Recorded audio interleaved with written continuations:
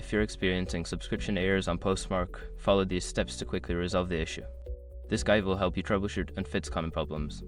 Step 1. Check your subscription status. Log into your Postmark account and navigate to the billing section.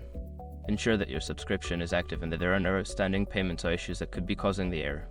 Step 2. Review email settings. Go to the email settings in your Postmark account. Verify that your email configuration is correct, including sender signatures and DNS settings. Incorrect settings can lead to subscription errors. Step 3. Clear cache and cookies. Sometimes browser cache and cookies can cause issues. Clear your browser's cache and cookies, then log back into your Postmark account to see if the error persists. Step 4. Update payment information. Before filing a refund or dispute, use the *com link in the description to open the refund dispute deadline calculator and confirm your deadline. Step 5. Contact support. If none of the previous steps resolve the issue, reach out to Postmark's support team.